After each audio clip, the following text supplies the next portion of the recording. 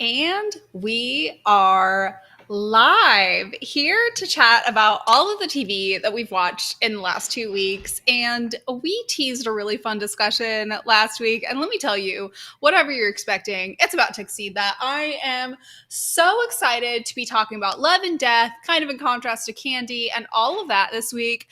Let's be honest, I'm very transparently excited to be discussing Cruel Summer, the TV show that I'm fairly convinced nobody in the entire world except me is watching, and all of the other things that we watched this week, Superman and Lois, etc. However, you know how it goes. We got to start off with the news, and you might notice that somebody else is at the top over here than usual, and that is Carey, and that's because Carey's going to kick us off on the news tonight. What is going on? Well, I mean, unless you've been sort of under a rock lately, you know that in the next day or so, it's like funny because movies they come out Friday, but you can go see them on Thursday, right? Right. I'm incredibly excited about, as I like to call it, Batman and Supergirl featuring the Flash. It's Yes. sort of it's the way that DC has to sell this thing. Yeah. Like, But I'm don't hold your incredibly nose and you get your excited. friends in the room. Yeah. Yeah, yeah. So I'm a sucker for Michael Keaton's Batman and Bruce Wayne, and the fact that get to see him on screen is going to be fantastic. And I'm really interested to see this take on Supergirl. I've sort of always had an appreciation for like the punk rock version of Supergirl, and I don't know that that's what we're going to get, but it's just nice to be able to see her on the big screen. And then we get the Flash thrown in there because that'll be cool. Yeah, admittedly, I'm excited. Like, it's a DC movie, and I've got Stockholm Syndrome. I was forced to watch the trailer when I went to see The Lovely Little Mermaid in theaters. I know, like, who sees movies in theaters anymore? This last weekend, and it was incredible. That's the Little Mermaid. If you also have been living under a rock and you didn't know about that, that just came out this Memorial Day weekend, I guess. So since we last chatted, I saw it this last weekend. It was fantastic, beautiful, charming, musical, enchanted. It gives you all of the feelings that you want to feel. It's lovely. It has something for everybody. If you feel like you are old and bitter or young, like, it's gonna give you what you want. I promise. Take it from me, a self-proclaimed villain. With that being said, because of the like beautiful aesthetics of the movie, I was left being like, immediately, I want to, cosplay somebody within it. And that's gonna have to be the villain, unfortunately. But we'll circle back around to that come Labor Day. Kate, Uh, are there any other news bits and bobs that we have been forgetting? I I have just a little bit. I didn't write it down, so off the top of my head, I can't remember the exact date, but nearing the end of June, I want to say the 29th, but I could be wrong. We are getting the first half of The Witcher season 3. Probably the last season we're gonna watch, or I'm gonna watch, but I'll probably try season 4 just to see the train wreck that it is, and then drop off. But I'm interested to see that only for one person and one person only. Who is it? Oh, it's Yennefer, who surprised nobody. We're all shocked. Uh, then there's another little bit. We're all so shocked. Um, there's another little bit that it's not necessarily news because I didn't see the article until months after it was published, but I found out that one of the books I used to talk raving about, but I was like, it's weird. It's really weird. My Lady Jane. It's a series of books by these three authors that have taken the famous like Janes of history, or now they're doing the Marys of history, and putting like a fun supernatural campy spin on the story and just kind of doing revisionist history to the extreme, and it's so fun. It's fun if you like the kind of genre they're dipping it into. It's fun if you like comedy. It's fun if you're a history nerd. So because I kind of like all three of those things, it's right up my alley, but it's a very weird if you don't like that combination. And they're making it as an Amazon Prime TV show. They've released some casting announcements and everything else. It looks really well casted, but I am nervous because it is such a weird it's a weird vibe that they're going to have to translate, and it could do success. It could be so good or such a bad thing, and it really just is kind of a toss of the cards to see how it turns out. But I'm I excited mean, to see what happens. have some hope. What would Jeff Bezos do? Let us down? Never, right? Well, our news is, off to a great start, but I am so excited if you've seen the thumbnail for tonight's live discussion to chat about Love and Death and Candy Montgomery, which also means candy and apparently books and interviews. And was this actually based really on a true story? And what is the true story? I think this was made for Kate and her ability to fact find and theorize. Nothing was ever made more for you. And the cherry on top is that it stars Elizabeth Olsen, or at least Love and Death does. So, Kate, I've got to turn it over to you. I would love to know what you thought of Love and Death, and I don't know, just run our discussion. hmm So, just for a little context, we think it's pretty funny that we have kind of three levels of knowledge for background knowledge. So, I, as previously discussed, have watched all of them and quite recently. Haven't read the book, but I'm aware of the book. Almost read the book, decided not to do that. Um, Cammie has watched both, but Cammie watched both, or the Candy version, Hulu version, when it first came out, which was last year. Yeah, I forgot everything. And Carey, you said that you hadn't watched either of them, but you were familiar. I did a Yeah. Google search So, about minutes before the show started. my main impression, yeah, yeah. So my main impression is that the book, which I haven't read yet, must be really well documented because it's so insane to me how many of the specific details were so well translated in both versions that they were able to copy over, and yet how incredible storytelling is that you can tell almost the same exact story, similar details to the point of it being eerie, and it have a completely different tone, tell a completely different narrative, and have a completely different message, and still both being good shows. I have a favorite. Cammie, do you have a favorite version? I do have a favorite version. My favorite version is by far Love and Mm-hmm. Death. And I know you're going to think I'm biased because I am Mm-hmm. also on the like Elizabeth Olsen love train. And I feel very confident in saying I would still pick Love and Death if they had cast somebody entirely different to play their lead. I I would agree. Um, yes, I do love Elizabeth Olsen, Yes. but Wait, it's a lot to you do with like Elizabeth Olsen? the yeah, no way. Um, a lot of a lot of my my preference and love for Love and Death over Candy comes from the subtext of what they're doing with it.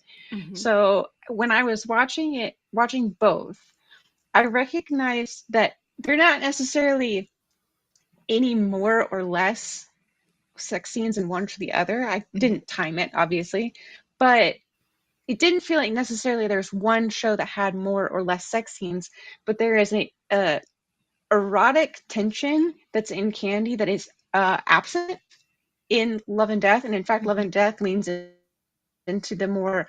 These are this is a housewife and a kind of nerdy engineer having an affair in the 80s, and they are very still much part of the church, and like how much that would in a sense be an awkward relationship, and all the documentation that has been about their romance was awkward and heavily planned out, versus in Candy kind of leaning into more of it being this scandalous risque thing full of passion and tension, and how all of that affected the characterizations of every single character and the overall feeling and outcome of the trial, and how you're supposed to feel about each character, and if it was really who did what, who's responsible for what happened. Um, I think because of that, you get a very different picture. So in Candy, you get a very, not critical necessarily, but a thorough, in depth analysis of the breaking point psychology of Candy and the counterpart. I forgot her name. Oh no. Betty, was it Betty? Who does she kill? What's the girl, the Betty woman's name Gore, who she right? kills? Betty Gore. Betty. It was Betty. Uh, yes. Yes. So Also Candy known does, as and I Blonde. know it's weird that Sorry, I should not say me, a Tilly. character,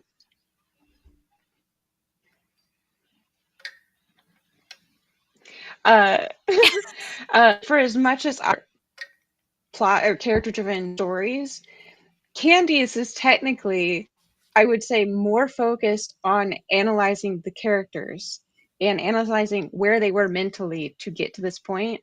Mm-hmm. And yet I still feel like more sympathetic to the love and death characters. How do you feel about it? And I guess, Carey, what do you like? What about this case do you know that kind of? What do you feel about not having seen the show? What do you feel about the case? Carey, you kick us off. Well, here's the question that I had initially, right? When you talked about how sort of the Candy story, I don't want to say focus, but there was obviously that sexual tension that you mentioned, right? And I'm wondering, would if both, I'm wondering the fact that that one came out first, and who knows if they knew at the time that they were also going to do another one. I'm wondering if they just decided to take the sort of avenue of we know that sex sells, so let's lean into that a little bit. Whereas the second one had an opportunity to sort of let it breathe a little bit and say, hey, let's take a more of a nuanced approach. I'm just wondering if those were like sort of like show decisions at the time when they came out. Um, but sort of beyond that, it's just a crazy. Because again, when I read the premise of what it was about, just like the whole sort of like what happened here, and then you see the result, and my mouth just dropped. I'm like, what?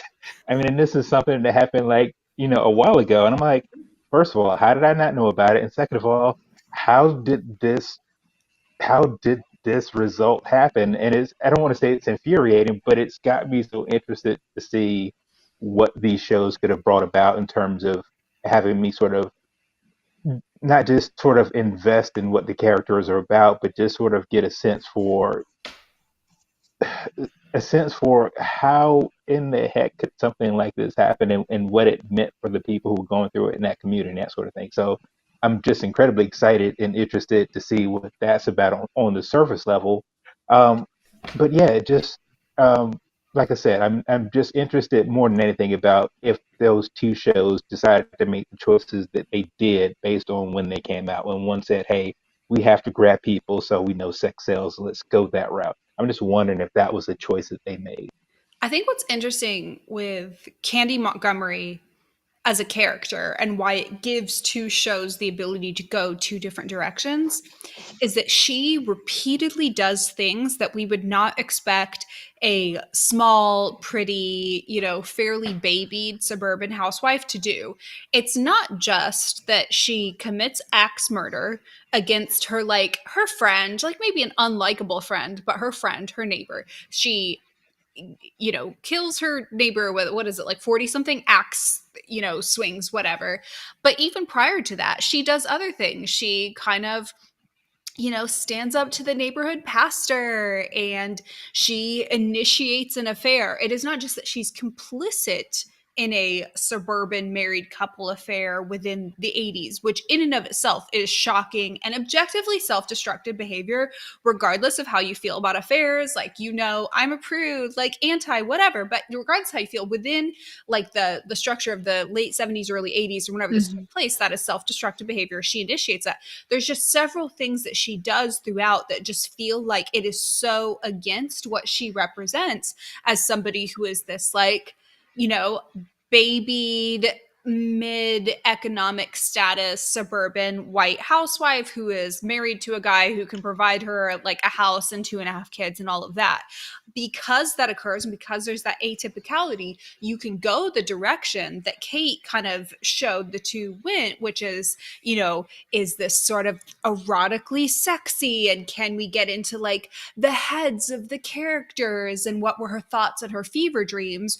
Or we can kind of go the more true crime route. And I know it's reductive, and Kate, please correct me, because I know true crime is reductive to characterize the HBO Max version as true crime, but they're presenting their facts. They begin the episodes with this sort of like coy, this is a true story type of thing, which is sort of like pointing out like this isn't necessarily going to be the character deep dive. You're going to get that along the way because of the fabulous casting, but we're going to present true crime facts, almost like a true crime podcast. And because we know you, the audience, love murder and small little pretty women doing crazy things, you're going to eat that up even more than a character study because you don't actually want to know what's going on in her head. You want to see her do crazy things. And that's what I think edges the HBO Max one up a bit. Okay, Kate, correct everything I said.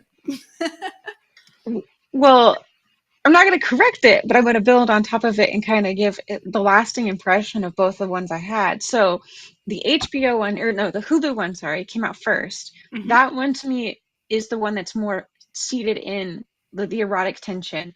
Mhm. It, like I said, doesn't necessarily have any more sex scenes or anything like that, but it does have the more erotic tension, which is something you typically would more associate with HBO because HBO typically is the sex sells, Yeah. TV channel. But instead, Hulu opted for that. And then we get HBO, who already has the viewership. They do get to still have the sex sells in it, but is able to kind of focus on something else entirely. The lasting effect, though, of the Hulu version, the Candy, is because we're focusing so much more on the eroticism and we're listening more to what they're telling us the characterization is, because it was a lot of them just hammering in what the characterization of each of these characters should be. Is you're getting a vilification of any amount of eroticism and passion, and you're getting vilification of any mental health issues. Mm. Whereas, and that turns it into a thriller that is both that is filled with erotic tension. It also kind of seats in a lot of parts of these two women are crazy, and that's how they're selling their story. Is one woman snapped because her husband had cheated on her and she was emotionally unstable, and then another woman killed her in an altercation who was also arguably somewhat unstable. But when you look at the love and death version of it, it takes a much more tender and sympathetic approach to it. And the vilification is never on any one person, it's on the system in which they live themselves. So it is a hyper focused version of what a small town Texan 1980s city would look like, with the, yeah, we're having little blips here and there of like the more rock and roll culture, where you have Star Wars always mentioned, and you have uh Grease mentioned all the time in that show being something that should be looked down upon, and that the women that were more favored within the society were the more repressed. People didn't like Betty, not because she was necessarily any, like, she was unlikable in a lot of the ways she treated the priest, but a lot of the other ways that she formed this unlikable stereotype amongst the community was she just wasn't pleasant, and that's not something you do in small town cities. Is you have to be pleasant or you're not a good person. That kind of behavior.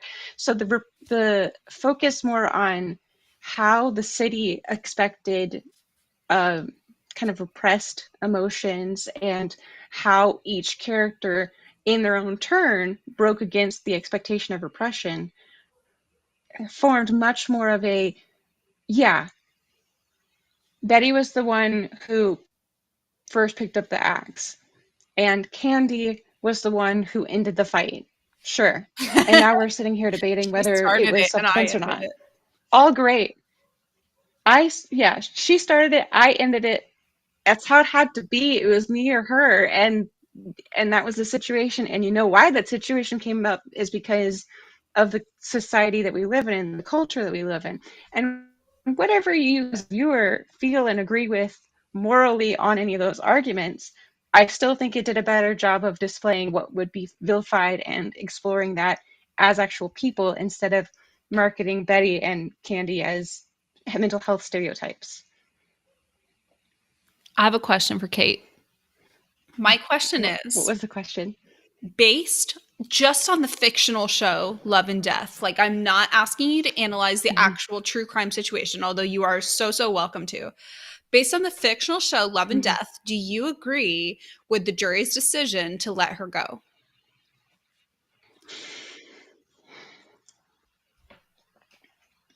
Yes. Okay, same. Based and here's the thing. Even with Candy, I agree. So in both shows, I agree with the decision to release. I do think Candy did actually focus, they both in their own ways had moments of showing how they did the, you're in court, this is how you present yourself to better your case. And they both tried to vilify that, but I'm going to be honest, that's within every single court ruling to have ever happened ever. Mhm. And to vilify that because of them specifically makes no sense. Um, that because there's not really a whole lot of questioning what we're visually seeing, if they had leaned into kind of a production style of, is the things that they're showing us on a TV level real? Or is this a hallucination? Or is this, if they had leaned more into unreliable narrator tactics, I would have a harder time believing it. But because I, as a viewer, am being sold that no, the as what you're seeing is really what happened. Yes, I agree that she should have been let go. Do I think she kind of went a little overboard with 41? Yeah. But I can also say I've never been in that situation. I Right. don't know how I would feel after kind of just but narrowly escaping death breakdown that she has. My friend almost tried to kill me, and now I had to just kill my friend. Well, that's not really great. I don't like that. Right. I think what's interesting is, we talk about the mental breakdown that Candy experienced from it. But if we're taking we're taking the love and death version of Mm-hmm. this, who knows who was lying way back then.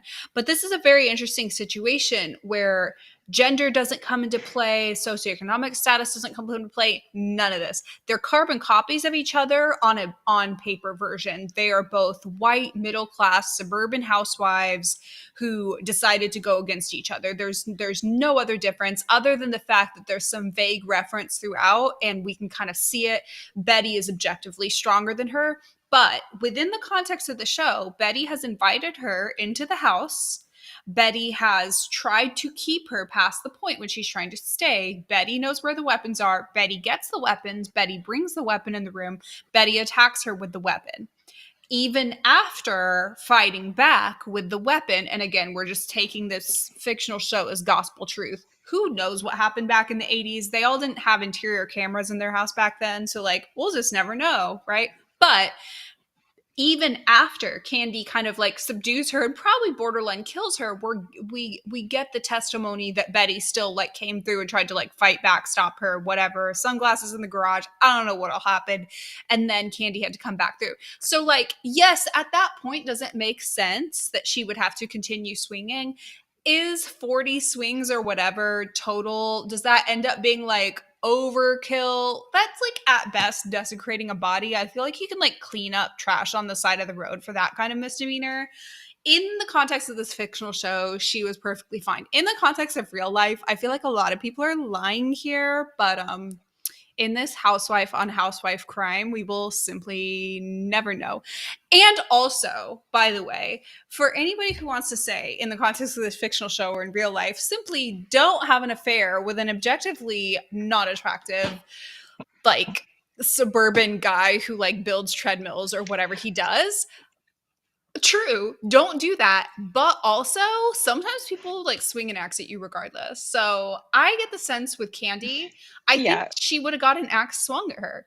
Like, I think if she had not had an affair, Yes. somewhere along the line, she would have got an axe swung at her. So I have a That's question, right? fair. Carrie, you go.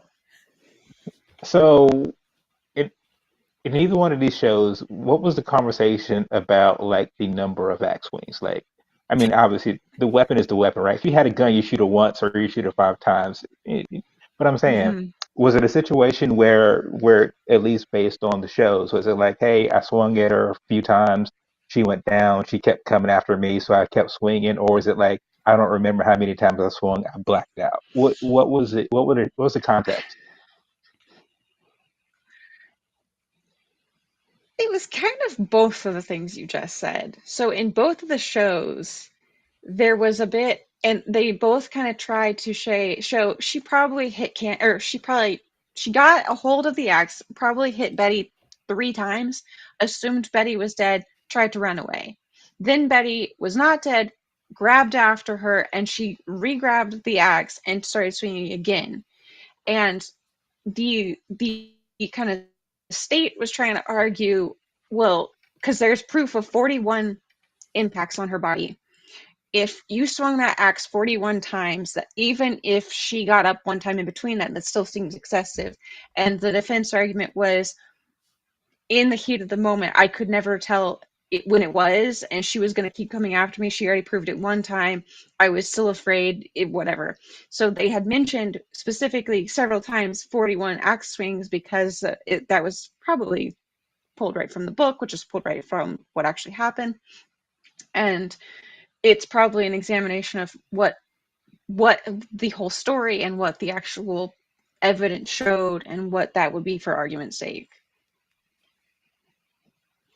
And it, what's interesting to me is this, right? It's like the number of vac swings, I mean, 41 is jarring, right? Objective me looking from the outside, right, says, wow, that's really excessive. What do you do? But in that situation, I'm also thinking my life is in jeopardy. I'll swing this axe 100 times if I have to. I'm not counting. I'm just trying to end this threat. So objectively and coolly, you could sort of be like, wow, Mm-hmm. that's incredibly excessive. But in the moment, it's like, nope, I'm going to end this threat. And also, and I don't know, I forget exactly when this takes place, but this is also in Texas. I'm pretty sure that somebody was like, you should have also then gone and got a gun and made sure she was absolutely dead, because we are talking about Texas. This Mm-hmm. is New York, right? So, This I is don't. Texas. Location has some. Yeah, location has something to do, I would imagine, with that verdict also. This is Texas, and also they make like this big ado about the fact of like, how did a tiny woman swing this big axe? Which, like, obviously she was able to swing this axe. And one of the points that Kate mentioned was like, this is somebody who played volleyball. Like, she was like in reasonably good shape. She was like, like just because somebody's small doesn't mean they can't swing an axe. However, it does mean you can't probably swing an axe that effectively, as evidenced by the fact that like she swung it a couple times and Betty still got up and went after her.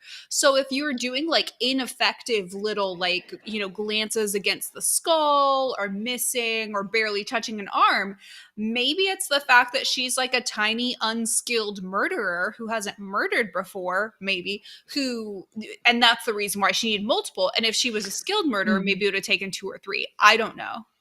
Yeah. So, and just to kind of add in, there's about 4 or 5 things that you said that brought up details. So one, the gun statement. There was actually in both they stated that there was no gun. The husband was called. He was like, there is no gun in the house. He was initially told it was a gunshot because the neighbor didn't want to tell him what really happened. Mm. Um, Two, the whole volleyball thing. The Candy version. This is kind of a random detail. Jessica Alba did a great job of playing Candy as well. Don't get me wrong. But I love it when actors are unreasonably swole for the character they're playing. Every once in a while, she'd walk around, and I'm like, you're a housewife, you play volleyball. That is the only thing you would do actively that would not give you these kinds of muscles. What's happening? Yeah, she's bigger than you, but you have lats for days. Yeah, you can swing an axe. Like, not it. Did I was a, you have to let this one go. You have to let it did go. they not try? Um, Did there they was, not try to hide that with clothing or anything, or like screw it, we don't care? I think they just said, screw it, we don't care. Hmm. I don't know. I thought it was really funny. Um, those were the two big ones that, oh, and the last one was when Cammie was talking about how, you're eventually going to get an axe swung at you, no matter what you do. It is interesting because in the Love and Death version, especially, like there are victims, even though, within the two women, it's always still a debate. There is victims. It's the children in all these two families, and it's Pat. Pat, at least in Love and Death, was a golden retriever little boy, and I loved him dearly, and I felt so bad for him. I did as well. That's not how you treat a golden retriever. That's just he's No, not. I get it. Because you're not telling him what you need, he's kind of oblivious because Right, he's also an engineer. Apparently, engineers are like the only thing they could do in that town. right. Um, I get it. I But are we understand. excusing weaponized incompetence from But white man in the 70s? Maybe.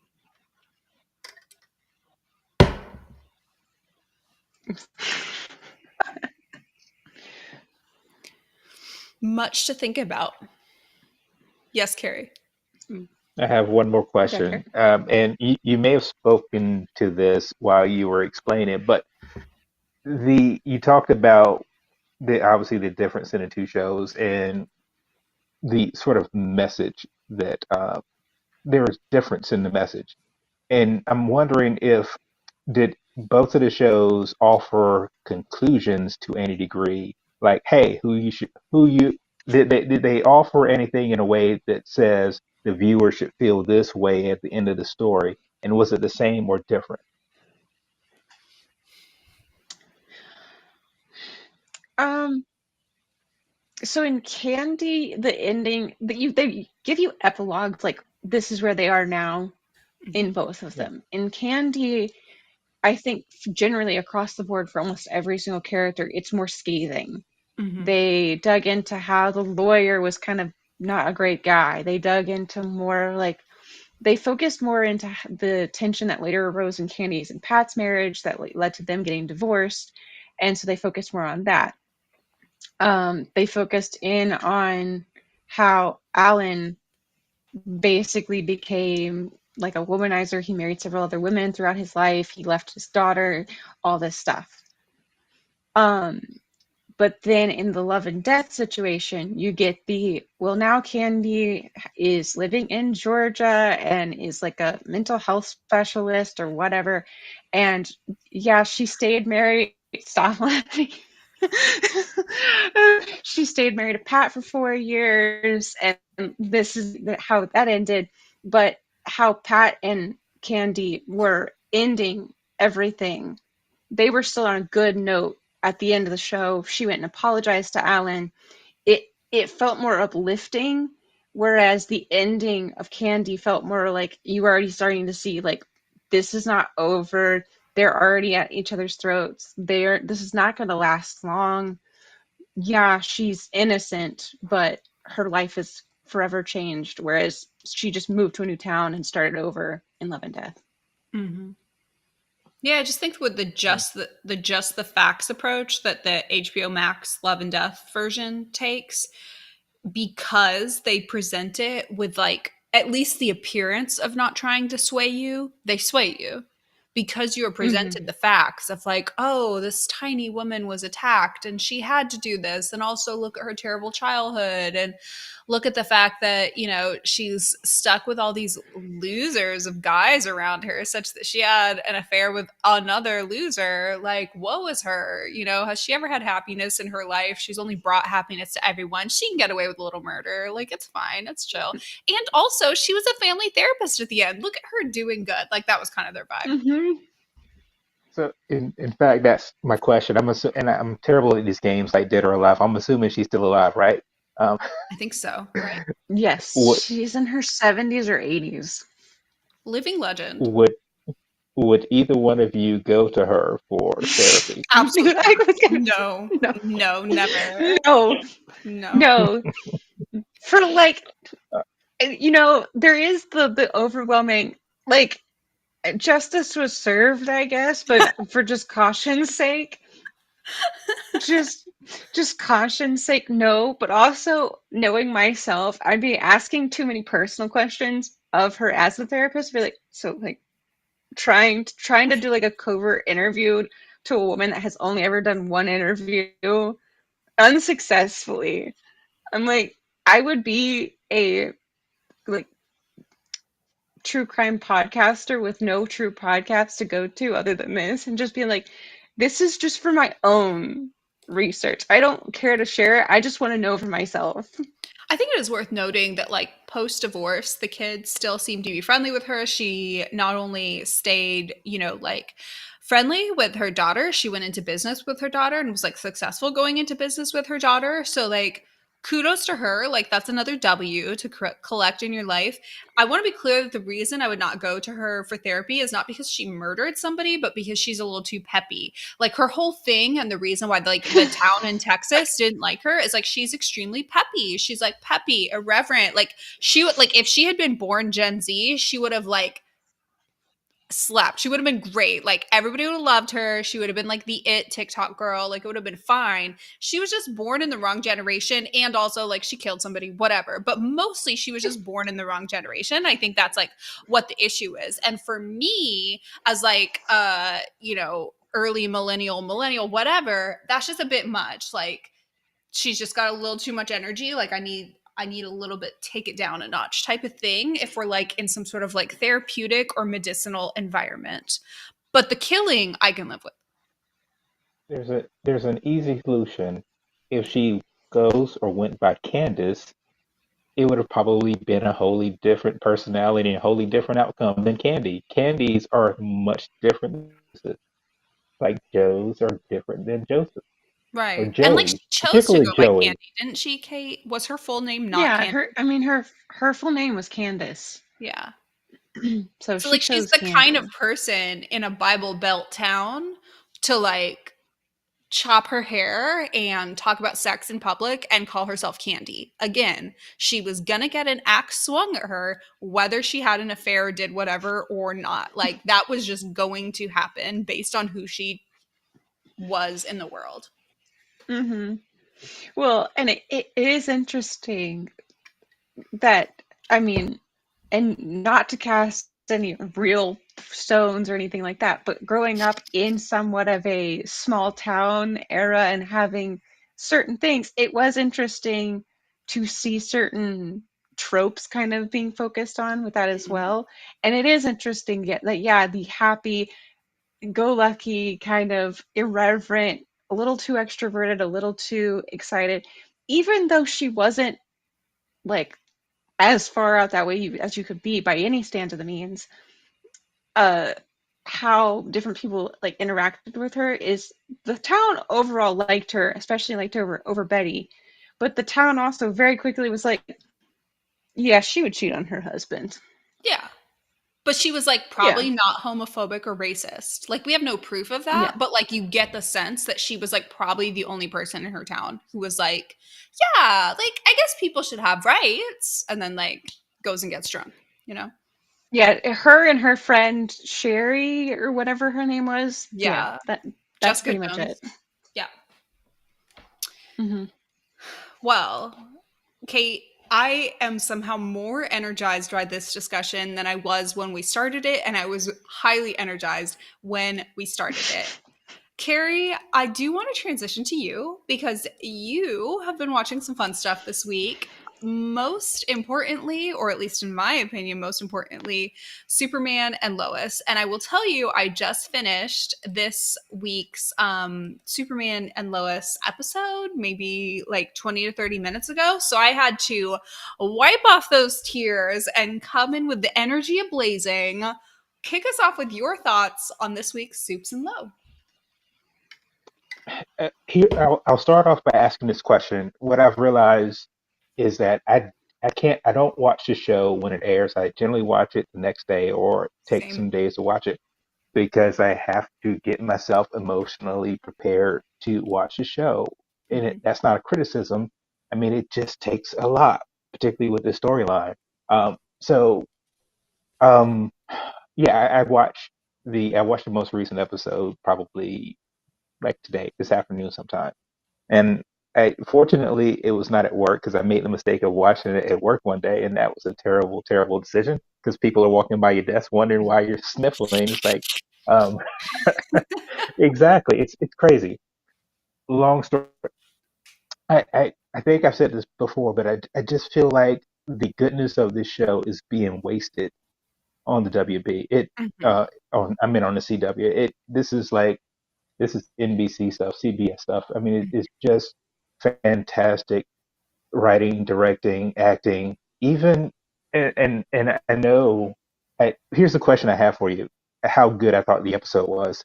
I while watching the episode, I thought that you, Cammy, would have something good to say about Kyle in this episode, and I'm wondering if that is indeed true.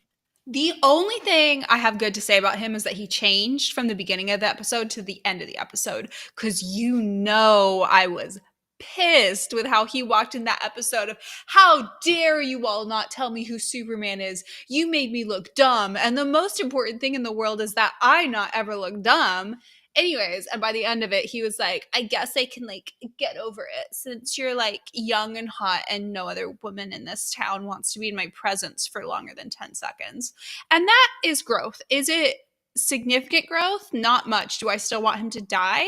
Like a little bit, like a little bit. Like somebody See, this season has to, but it was growth. So that's the nice thing I have to say about him. well, see, I was thinking more along the lines of the moments that he had with Sarah in particular and the Sarah Alana scene at the diner. I thought that would have been the scene that you would have said, okay, I don't totally, absolutely hate this guy. Because I Where thought he that was really stopped good. sleeping with somebody who is near his daughter's age long enough to stop his daughter from killing herself. That is also growth, also a good thing. That's good. That is good that he did that. Also, I really shouldn't be hating on his and Chrissy's age difference. Number one, we don't actually know what that age difference is. Number two, it's probably like entirely reasonable. And again, we talked about like the lack of options thing. I'm just hating on it because I'm a hater. And if it was characters that I liked, I would be out here like guns and pitchforks being like, they're fine. Stop saying mean things about age differences. They're adults, like I'm being a hypocrite and I acknowledge that. But also, it's good. Like, he was like, maybe don't die, get a waitress job instead. And that's good. All right. So I just wanted to get that out of the way.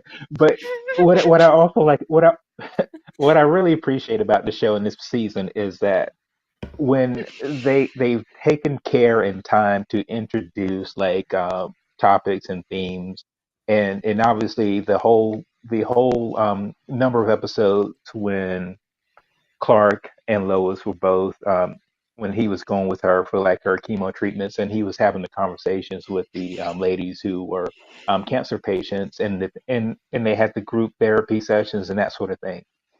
It was incredibly fantastic and moving, I thought, that at the end of the episode, he had to call upon what he learned during those therapy sessions at the end to spoiler alert to grant Pia the peace that she needed in that moment. And there was no other way that he would have been able to do that without having gone through what they've been through. And that man, I'm not gonna lie, that nearly broke me. It really did. I was like Um, sobbing. It and was that's just, so good. yeah, yeah, and it's just, they don't, I like the fact that they don't introduce like story elements just for the sake of introducing them. They take them, they're important when they introduce them, and then they build on them, and then there's twists to them. Um, and so that's why the impact of that scene was just, I mean, it was more powerful than it already was, just based on sort of the layers that they've had during the season, which I thought are incredibly well. Um, I just interested to hear what you thought about the last two episodes, and I have a question for you too after Mhm. you tell me. So, what I loved about the last two episodes was seeing Clark slowly start to not just, we talked about his care for Lois representing his care for humanity. That's like the, ad nauseum phrase, right? But we start to see him care for the other people in Lois's position, not just as people, but also that represents his care for humanity and their mortality. And ultimately that leads up to the moment with Pia where, we see that visual, that iconic visual of Superman carrying somebody that he saved. And in this instance, he's carrying Pia's dead body, but in essence, he has also saved her. And that's a really complex thing for somebody, I think, for somebody who is not human and does not have that same struggle with human mortality and awareness of human mortality to have grasped, to have walked through, to have absorbed through his encounters with cancer patients throughout the season, but especially the last couple episodes, and then be able to be a force of humanity to walk them through that, not because he is human, but because he loves humans. So I thought that was really beautiful. And, we talked either last time where we discussed this show or the time before about would they kill Lois? Would they go that route in order to show him truly grappling with like post mortality of the human he loves? And if they did, they did. Like, I trust this show. Like, I'll rage and burn the earth, but like, I trust this show. But in this instance, we've seen him care for somebody Lois loves and care for an issue in the sense that really deepens his awareness of mortality. That when he next faces a villain who is trying to kill people, we can believably see him have this more mature sense of what's at stake. And as they've already started him as a mature character, a father, a husband, he's been at this a while, that kind of thing, to be able to add further maturity, I think is quite a feat. Absolutely. Absolutely. So here's the question that I have, and I'll preface it by saying that I was not privy, well, no, I was not part of the conversation, but I have a certain thought about it. But it was during probably the most recent podcast with Martin and Jeff Oh, yeah. and Jess.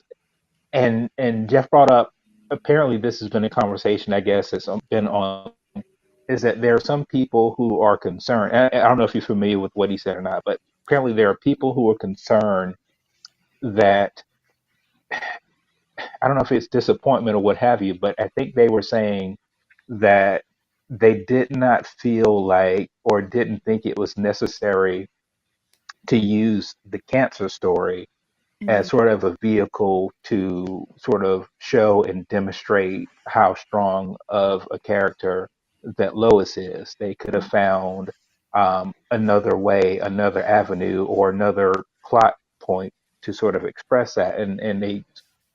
What I took away from it is that people felt like they were using the cancer storyline in a way that, say, they would not have done for quote unquote a male character, right? Mm-hmm. Um, and so I was interested if that's sort of anything that you heard about, or if you have any sort of thoughts and feelings about whether you feel like the cancer storyline was sort of a crutch that they gave Lois as a female character, say, look, here's something that she had to overcome. This is something to show how strong she is, rather than using another sort of narrative or plot device to demonstrate that. I think if she is representative of humanity and the thing that kills humans the most is a plethora of illnesses, then that completely makes sense. It is something that makes her different from Clark, and she is human and he is not, and therefore things like age, time, illness, specifically illnesses that target humans, will affect her in the same way that kryptonite will affect him and not her. With that being said, if somebody has been through this or somebody they love has been through this and they feel that the show has handled it flippantly or in a way that sort of sensationalizes it or turns it into a villain in a way that they don't perceive it to be a villain, I completely respect that perspective. Not everything's for everybody, not everything is done right for everybody, and that's fine. What I think might be highlighted here, especially when you mention the fact that she's a woman and dealing with something that can come at her physically, is more so this idea that if we are seeing somebody who within a partnership, right, and we always in any show that goes on for longer than 2 seconds, we are not ever seeing a lone wolf as much as we are sold a show that might be a lone wolf. It is always a partnership. In any partnership, that is male and female, the male or males tend to be the ones who have some sort of super strength or invincibility or whatever, just historically in shows. And the woman may have something like Cecile's empath thing or whatever, but they will still have the ability to be vulnerable or have mortality or experience mortality in some way. If we were to micro select just the last 2 years, you might see something kind of different with trends and pushback. But if we were being honest with ourselves, interpreting things transparently and interpreting the last 50 to 100 years, that is almost always going to be the case. So that pattern, pointing that out, is completely fair. However, this is still a Superman story, and that is the reality. He is Superman from the planet Krypton, and she is a human. And if you're looking for a situation where the woman is stronger than the man in some way, can I interest you in Sandra Bullock's proposal? Like, I don't know, like there's just other things that may have that pattern. They're fewer and farther between, but it would be disingenuous to the story to make this that thing. There are some times when Lois may be stronger than Clark, but it would be entirely disingenuous to ever make those physical. I don't know if that answers your question, but I completely honor whatever anybody feels about something so touchy as cancer and seeing that on screen with fictional superheroes. I could see how so easily that could go offensive. What are your Yeah, no. thoughts? And in my takeaway was that I don't think that people were saying that the show handled it flippantly. I just think that it was like, hey, this is sort of the narrative that we're doing. They could have chosen something else, but they didn't. And so I think that was more of it than anything else. Um, I just had a thought pop into my head. Here's what I'm really interested in is sort of now that we've had her go through her chemo and now that she's had her double mastectomy, I'm incredible. And of course, fingers crossed, hoping that we get to see a fourth season of this show someplace, somewhere, sometime. I think it'll be really interesting to see how they sort of carry forth with this now as their sort of new foundation. It's like, is it going to be like, and I know based on what we've seen on the show, in terms of the things that they've brought back, in terms of like um, Jordan's anxiety, Sarah's suicide attempts years ago, and so they always make certain they bring those things back as sort of foundations for these characters. I don't expect that they're going to just say, "Hey, Lois is fine, and we don't have to talk about cancer anymore." I will just be interested to know and see how they sort of carry it forth after apparently she's. And I hate that, and I don't want this to sound flippant, but it's like now that she's going through like Right. probably the worst of it, at least what we hope would be the worst of it for her. How do they continue that narrative going forward based on this new foundation? I'm interested to see how that goes forth these last two episodes, and fingers crossed in the season four. Fingers crossed into season 4, and I do trust them to carry it over responsibly into season 4. But again, I'm not necessarily like the end all be all on how to handle like cancer or illness within a show. I will just say I didn't even watch Breaking Bad because I was so convinced that I wouldn't like a show that has sick people in it. I hate like shows that revolve around somebody's illness. More power to those that love them. Not everything's for everybody. Shows about somebody's illness are not for me. And for me, I've found this to be tasteful and responsible, and I fully trust them to handle it well going into hopefully season 4. I do see we only have like a couple minutes left, and by that I mean we are already a couple minutes over time, and I did put Cruel Summer in the title, so I will just briefly tell you all that the best show of the summer by far, Cruel Summer, is back. The first 2 episodes dropped. They were incredible. I literally was beside myself, had to split them across 2 days because I just couldn't ingest them all at once.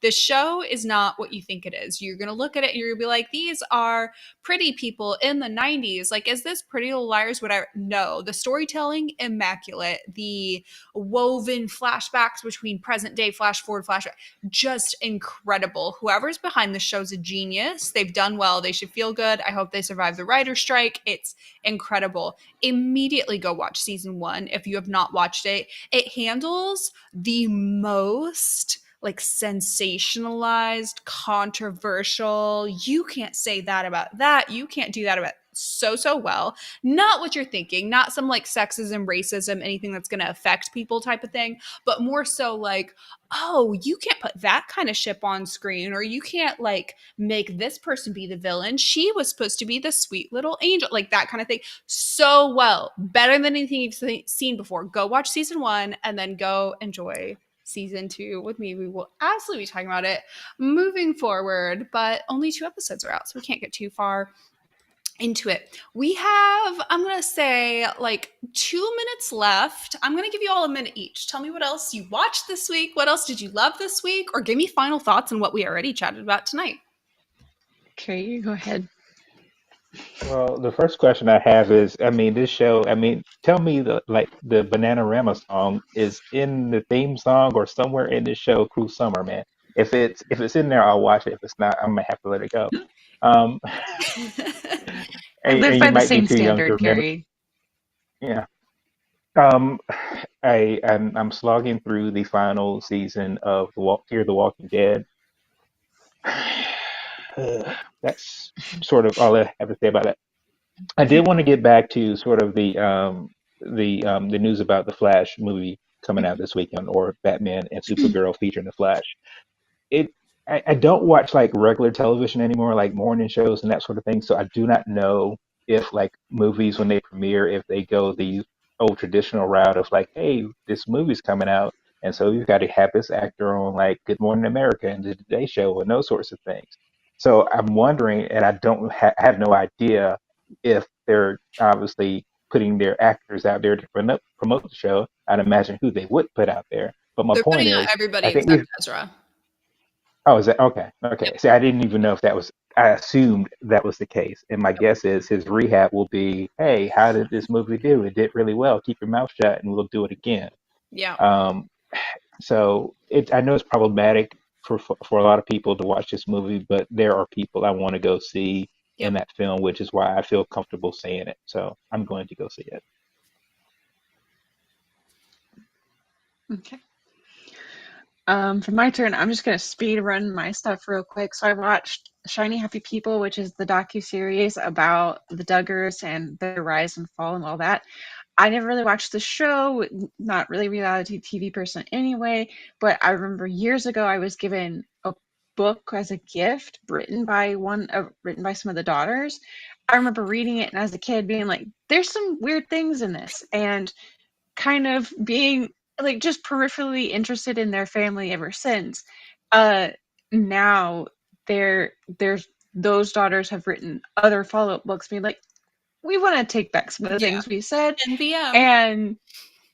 and and the entire docuseries really goes into the entire, both the family as well as the kind of cult or cult adjacent, I guess you could say, It's a religious upbringing they were bringing, and kind of all of that. It was really well done. It's very, very frustrating and upsetting with that stuff that was happening, but it was a well done docuseries.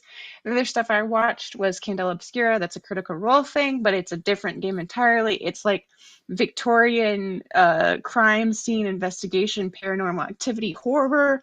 So if you're not a fantasy person, but you've ever heard me talk about Critical Role and you're interested, that's a good option. I love the character Arlo. She's basically like a happy version of Wednesday Addams. Love that. Meets a little Catherine Moreland, so that really like her. I'm also reading Silo, or I just finished Silo, which is, or Wool, which is the first book in the Silo series, which is actually a TV show on Apple TV Plus, mm, which I have not watched yet, but I'll probably read the rest of the series, then we'll go back and watch it. Which is kind of a futuristic dystopian. They live in these silos under the ground, and some like power struggles and some murder and a lot of stairs. They climb a whole lot of stairs. Then I was also reading The Two Towers, which is the second book in the Lord of the Rings series. I know for a fantasy nerd, it's really weird. I've never seen any of the Hobbits, any of the Lord of the Rings, and this is my first time reading them, so I'm trying to make up for lost time. And the other thing I'm reading is a memoir it's called Howard's Inn is on the Landing, and it is about this woman took on this year-long kind of decision of only reading books that she had, and she just wanted to read all the books that she already owned. And it's this kind of journey of recognizing the worth of all this different types of literature, coming from a place that a lot of times people only value like high class or high quality literature, and there's really value in all of it. That sounds amazing. I love that list. I love how Kate, for you, it's always like you've watched or read 5 billion things, or you've not touched media and have communed with nature for 2 weeks straight. There's never in between. And I love that you keep us on your toes. Stormy in the chat says, something I've watched this week was Variety's Actors on Actors. Some great stuff there. Highly recommend it. Since we last chatted, Succession ended. I decided to not drag you all down that rabbit hole with me tonight, but that was fantastic. And all or some of the main actors on there went on the Variety Actors on Actors, and that was lovely. I have taken up more than enough time from you all tonight. Thank you, Kate and Carey. Please go chat with Kate and Carey. Their information is in the description down below. Have a wonderful week, and goodbye.